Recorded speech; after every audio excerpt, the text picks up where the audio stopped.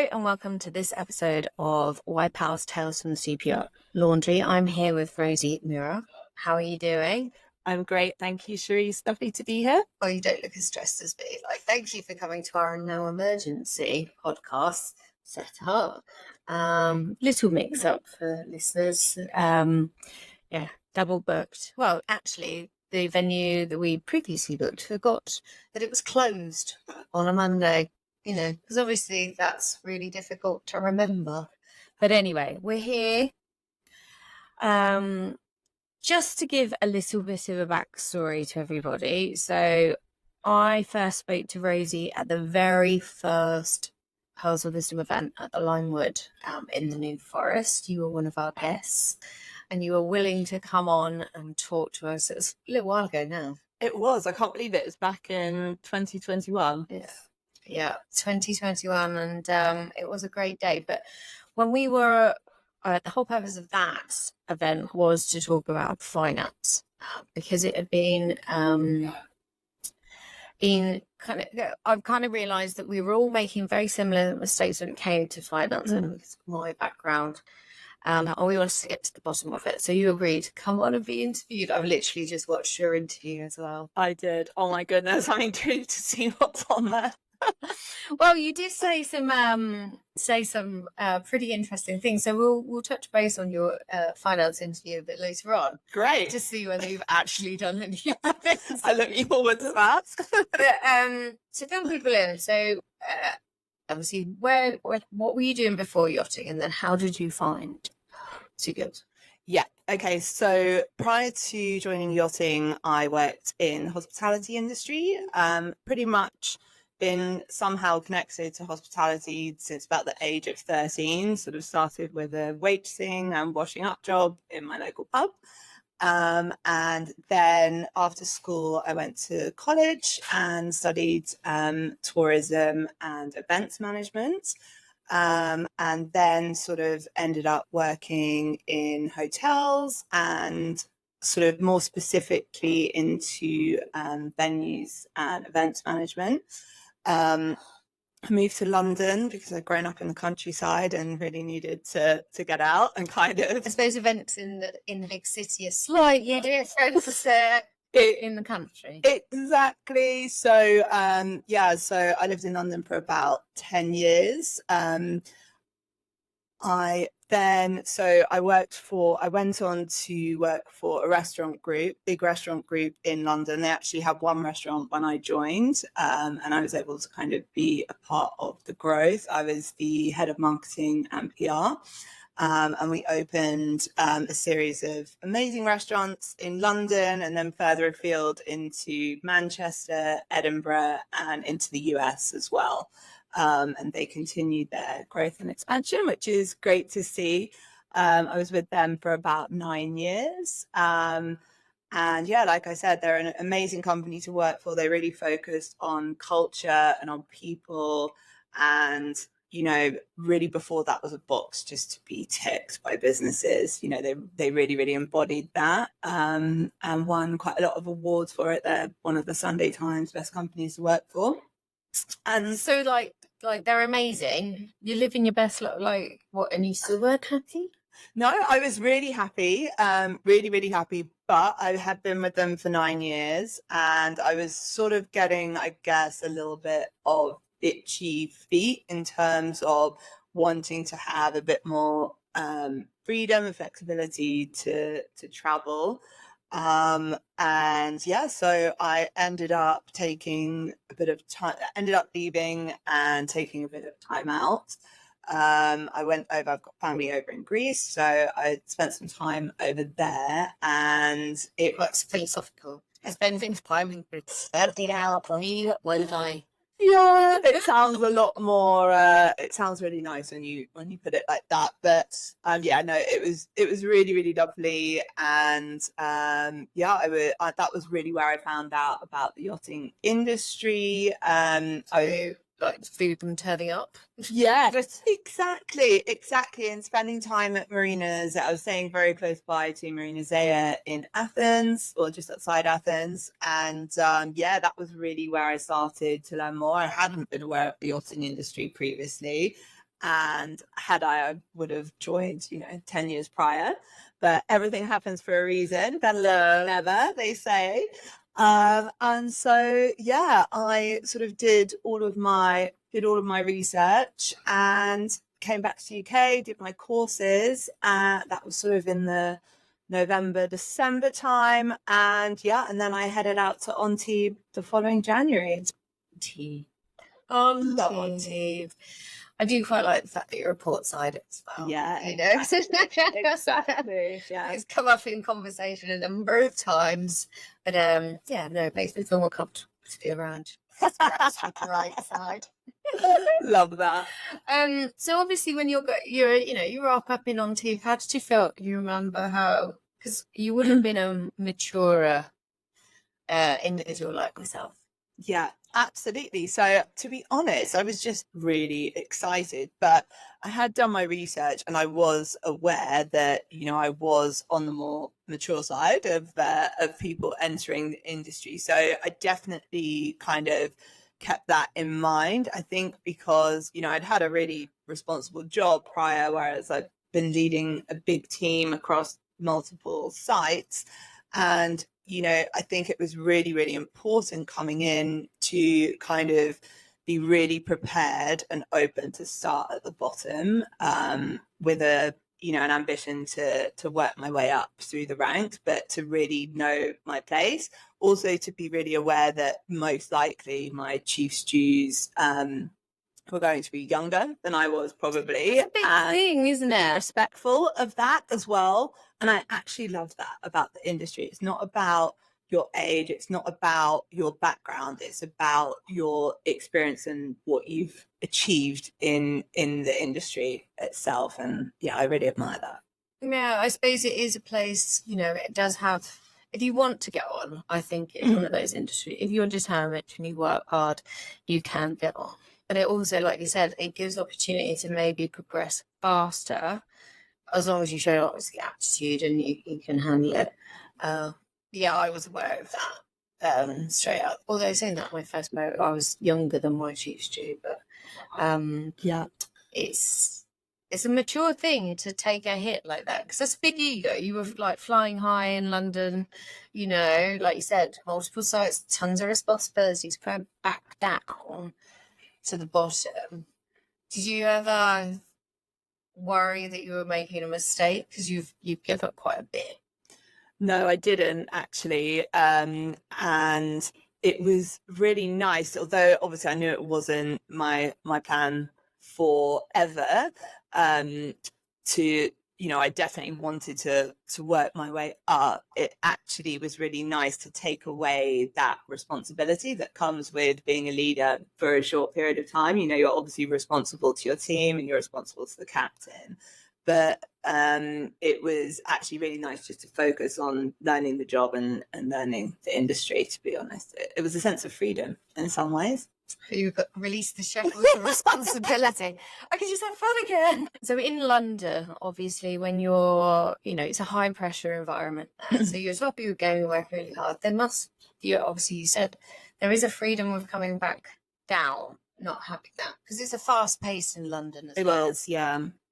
All consuming. So how did you get your third boat? I was really fortunate in the right place at the right time, but it was through a lot of perseverance, actually. I went out to Antibes earlier in the year than a lot of people arrive. I was actually doing some courses as well, and it was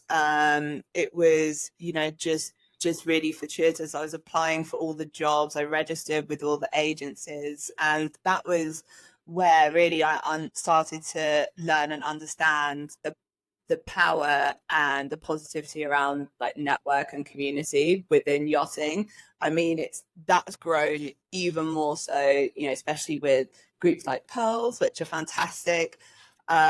Just really that opportunity to connect and foster relationships, and those people have really helped that I've met have really helped to shape my career. So I'm really fortunate for that.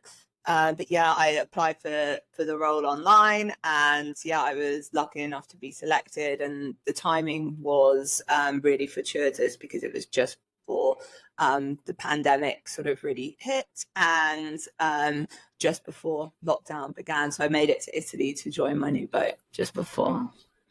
So when I met you and you came to my event, you had been working for Yeah, just over 2 years. Yeah. So 2 years. And I remember you saying quite clearly your ambition was to get to like purser level. Yeah. Do you remember why you wanted that, or did it just seem like a progression? No, I think, I think everyone has their different sort of career paths within the industry and sort of their ultimate goals. For me, I wanted, this wasn't just something I wanted to come into for a short period of time. I really wanted to have longevity within the industry. I'd sort of taken a big leap, so I wanted to know that there was kind of something really big and exciting to work towards. I wanted to continue. I really enjoyed even just the basic safety training and the courses that I'd done. It was a whole new world for me, and I'm really excited by learning. I wish I'd been that excited about learning when I was at school, but often it can come later on. And so, for me, it was that I really wanted to have a goal to work towards in the future. So, Purser. Yeah. Have you got your first person? I haven't got my first sole purser role yet. So my last role, I was on an amazing new build. So I actually joined about 6 months before launch. So Fedship new build, and absolutely. But as my role progressed on board, I started to assist the captain and the chief officer more with the vessel administration. So taking on purser duties within that role. I also had an amazing second stew, who is now the chief stew on that boat, which is amazing. And, she took on really the sort of day-to-day leadership of the team, managing the task list, which allowed more time for me to be able to assist with the administration and organisation and the purser side of the role, which was great. So, in your head, what did you think the first role was, and what has it turned out to be? So I think it's pretty much the same as what I thought it would be. There's no kind of big surprises in there, really. What I've started to understand more is it can really vary from vessel to vessel, depending on the size of the vessel, depending on how it's set up, the responsibilities and the duties that you have. I think for me, the most important thing is to understand how crucial that role is to the the successful operation of the ship, and also the also basically the ramifications and the seriousness if your job's not done properly. It can be things like, part of the role is obviously payroll. It's essential that the crew get paid correctly and on time, which means you have a big responsibility there. It's port clearances, which understandably it's a big responsibility. So Quite complicated, yeah, and it can, like I said, it can really vary from vessel to vessel. So on some boats, it's very much more guest facing. You're doing a lot of the concierge services, the cruising guides, destination management, reservations, that kind of thing. And on some other vessels, it can be purely financial and sort of, very much around the accounts, the budgets, the payroll, the procurement. So it's quite a complex and, but very, very interesting role. So what are obviously you're looking for a pure personal now. Correct. Yeah. So you're dealing with the bridge. Yeah. How do you navigate that? As it like, obviously you're the only female up there. Oh, don't get me wrong, I'm sure there are some female officers. I'm not saying that, but obviously you're dealing with the bridge all of the time. So obviously that's a male dominated. Yeah. Male dominated area. Mm-hmm. How do you navigate that? To be honest, Cherise, and I wish this was the case for everyone, I've been really, really fortunate in my career. I haven't, faced some of the issues and complexities that other women have.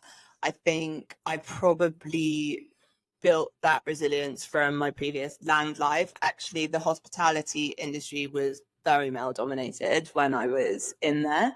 But I've actually been really fortunate to work with amazing male and female leaders throughout my career. I think what I have been able to do is sort of draw on some of the more stereotypically feminine traits, such as things like empathy and resilience and things like that, in order to help me along the way. But actually, I haven't experienced any issues. Do you think that's because of confidence?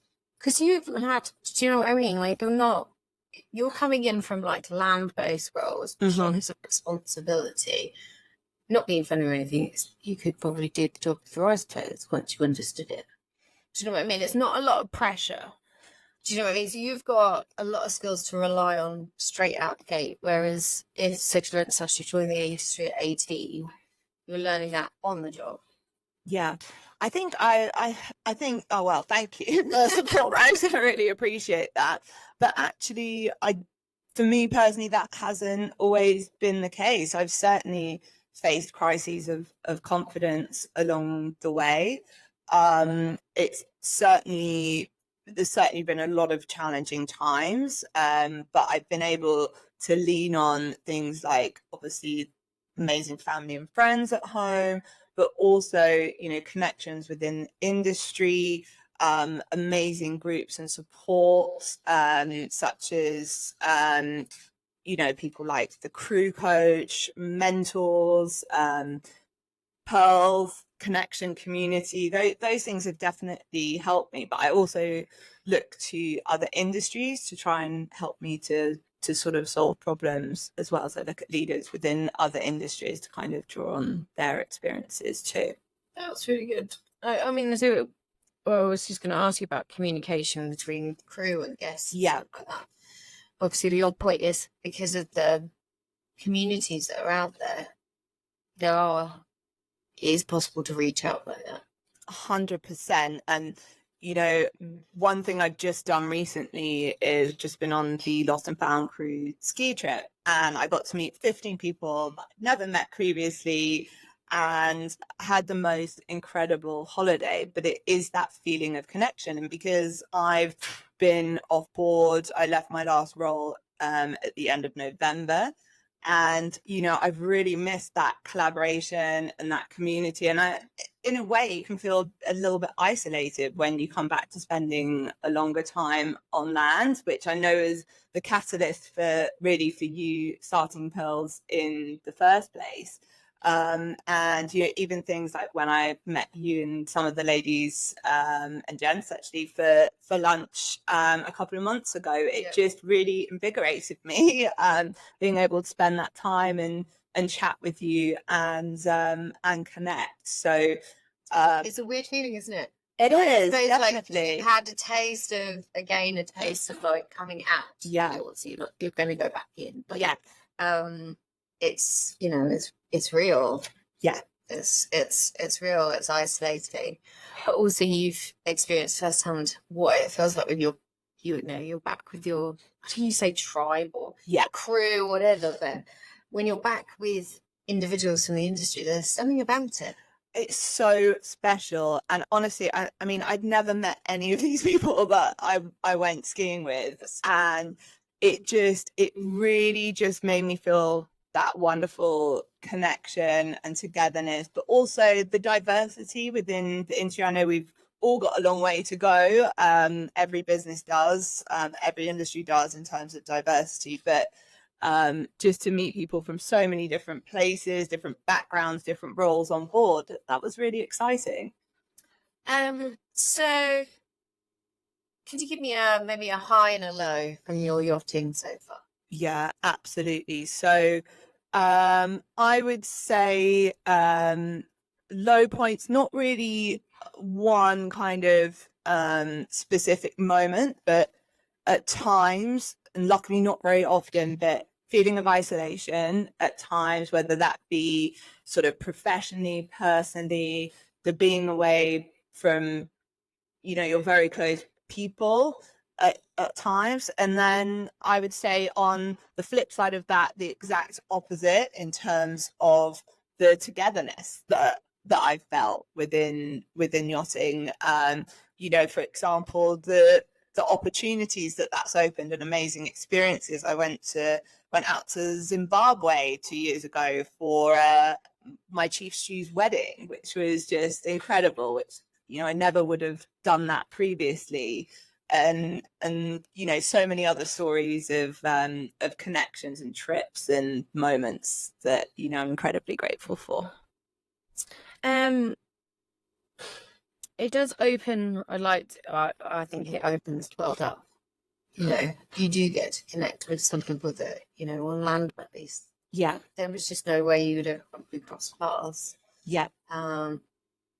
So it is quite funny how the world just gets so much bigger. Yeah. Through people, really. It's not just because you cruise around, but it just gets so vast, but then feels smaller at the same time. Exactly. And there's nothing I love more than, pulling into a port and knowing that, one of your really good friends is going to be there, or someone that you've worked with previously, and you're going to have that moment to connect again. It's lovely. What would you, obviously you're looking for a pure purser role. Yeah. What do you think the essential skills are to be a purser? I think, well, first and foremost, organisation is key. There's going to be a huge amount of moving parts in terms of your role, and a huge amount of demands, and ever changing priorities. So being able to prioritise is really important. Got to have a good knowledge of all of the systems, processes, and softwares that are used on board in order to enable the very best efficiency within your role. You've got to have a really keen eye for detail, spotting mistakes in figures and or potential mistakes, things like that, making sure that everything is correct so that you leave no room for error. Things like, you're organizing crew member travel, for example, you're organizing and arranging visas and things like that. There's just no room for error on those things, especially if it's a new crew member joining a vessel. That would be their very first impression of the boat if something's not right there. So really the crew work really hard, so it's really important to make sure that support and processes for them is in place. And I really care about that stuff. Did you on your boat, because I know that there's a lot of changes, like different software coming on. Yeah. Accountancy is not the same as, when I many years ago, I used to just get a bag of cash and then say, go provision. Hey, how I wasn't robbed in broad daylight. No, I know. Like big wads of cash, and then you come out with a big wad of receipts. But I know that there's different software and things out there. Yeah. Yeah. Have you had any experience with those? Yeah, I have. I've worked. One that I particularly like is Volley. It's really takes away, negates the need for all of those various different spreadsheets and kind of the scanning of receipts and sticking them to a piece of paper, as I've had to do sometimes. Just really digitalizes and streamlines the process and creates efficiency, which is we always need more time in the day, right? So anything that can help with that is a massive win. Well, not losing receipts, Yeah. These softwares are quite amazing where you just take a photo of the receipt, put it in the pack, and there's less chance. Exactly. Because there's always fourth step one receipt. Yeah. No, it's the worst. It's the worst. Well, I mean, obviously it's changing. Do you think there's an advantage to being an onboard purser and obviously there's virtual pursers? Correct. Yeah. What's your opinion on that? I think there's advantages to both, to be honest. I think it can be a fantastic opportunity to move shoreside for some people. And, I think really, I don't know so much about the virtual purser side of things. However, I can see it being a huge benefit to vessels that don't have the accommodation on board for a purser. So pursers really tend to be on board sort of 85, 90 meter plus boats where they have the crew size to be able to accommodate someone in that role on board. So and then usually on smaller vessels, the purser duties would be sort of split between the chief stew, the chief officer, and the captain. So I can certainly see the benefits for going shoreside. I think also it works really well for, you know, if you don't warrant having a full-time purser in that role, perhaps being able to outsource some of those responsibilities or kind of specific projects, maybe setting up a new build, for example. I can see it being hugely beneficial. And then, you know, on board, I think, you know, the purser can obviously, being there in person can really help with those concierge duties, assisting, you know, the owner's experience on board, contributing to that effectively. Well, because also when you're running a tight crew, the chief stew's like trying to deal with what's going on board, and then the boss is also wanting reservations, not being trying to get through to those places. Yes, it could take probably all day. To negotiate that, let alone the cars to get to it and all that. Yeah. Exactly, it can. And having been in that position, you know, which was obviously an amazing experience the last 2 years, that's sort of a big reason for me why I'm now looking to pursue a solely purser role, so that I can really delve deep into that and kind of focus on those responsibilities. Definitely. So you're really good at taking responsibilities, working out details and everything else. How are your finances working out? We're going to go back to the beginning. I knew this was coming. When I met. So obviously Pearls of Wisdom is passing on advice. When I first met Rosie, she was, you know, working up to purser role. And we were talking about what you might need to consider for your future, like moving forward. And obviously on the day we gave a bunch of advice for you. Said advice that was. So I'd just like to say first and foremost that the advice I received was really valuable and really beneficial. I think for me, I've been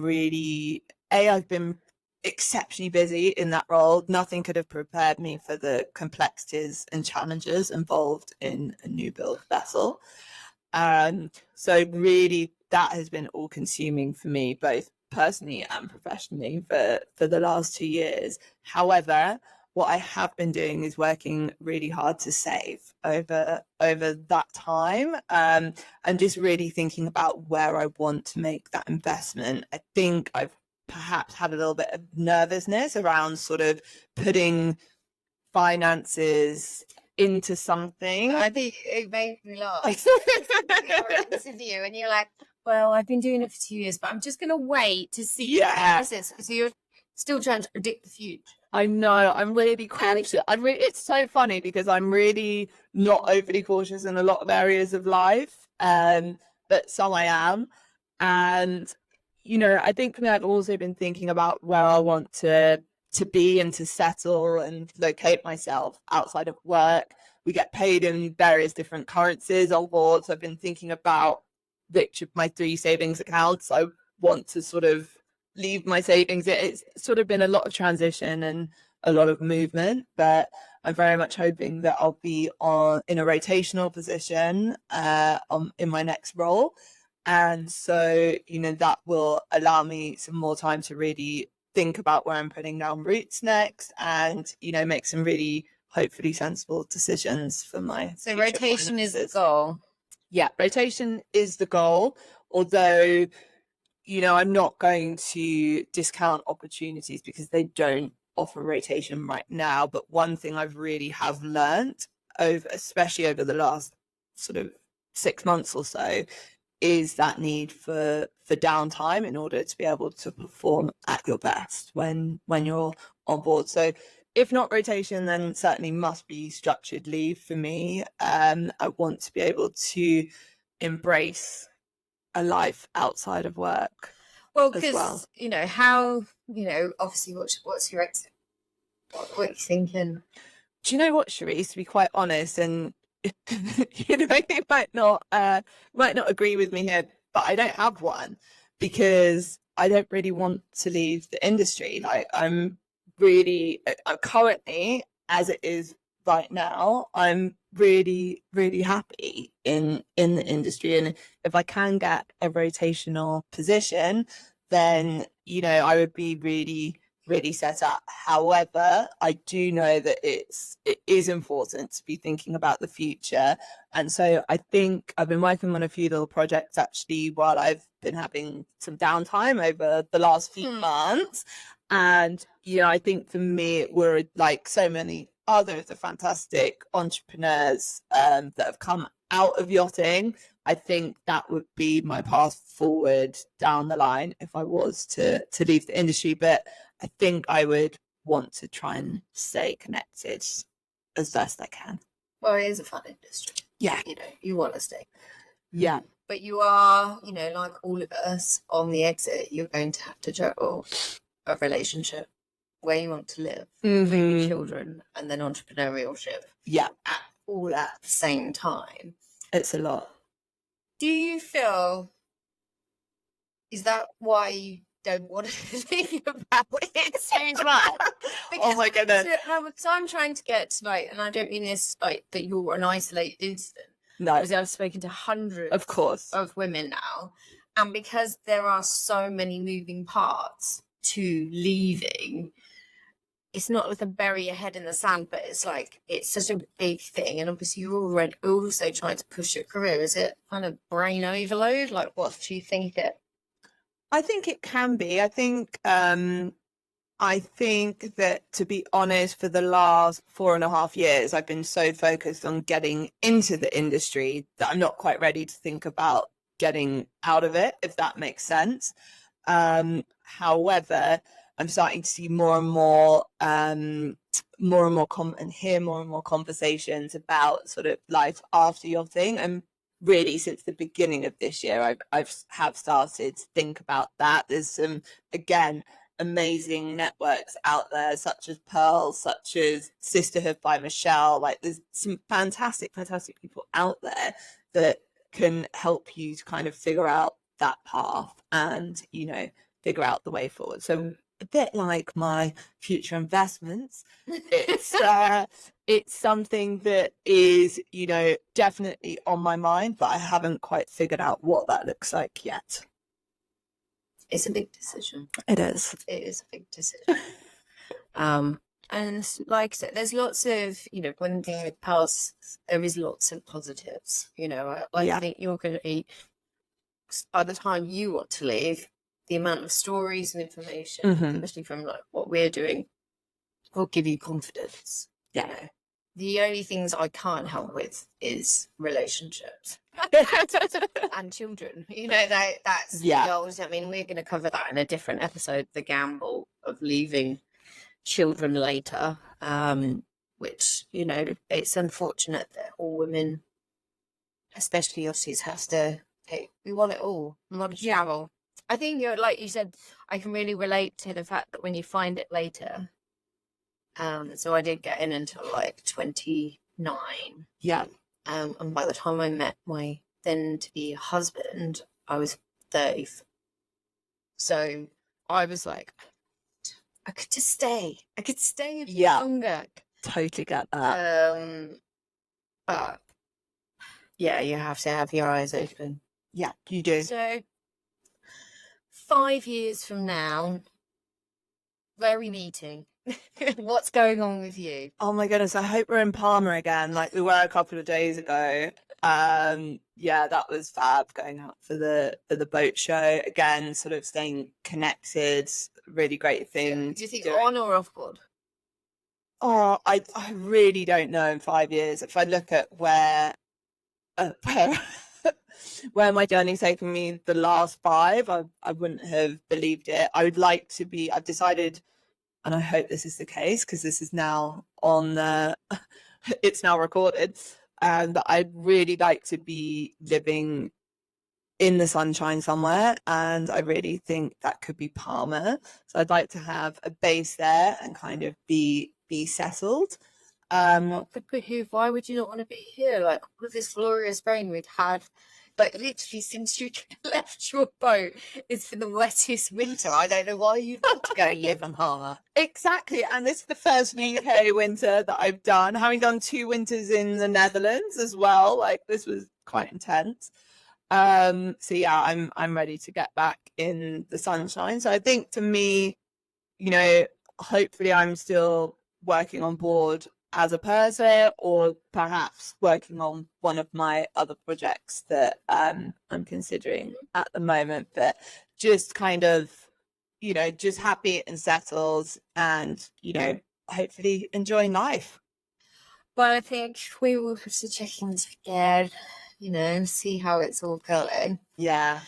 So, to finish off, to a lady that might be in the laundry right now, ironing that flat sheet, make sure you do it properly. What would your word of advice be? Keep going. I would say that, probably the most valuable skill I've learned in the industry is to be resilient and to bounce back. You will encounter challenges. You will, there will be tough times alongside those really great times, just like anything in life. But embrace your power of network and conversation and community, and you'll get to where you want to be. You can do it. Yeah, you can do it. You can do it. Thank you so much for joining us today. I really appreciate it. It's actually really nice because obviously we've known each other quite some time, but when you get to have these proper discussions, it's like filling in the blanks. I'm like, oh, well, that makes complete sense. And we would love to have you on again, maybe at the beginning of your entrepreneurial journey. That might be good. I would love that. It's been a real privilege. Thank you, Charisse.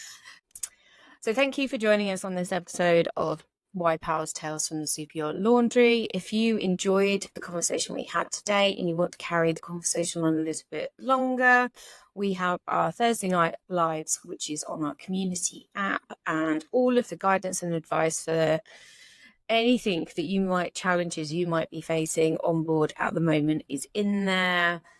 Alternatively, keep an eye out for our social media posts.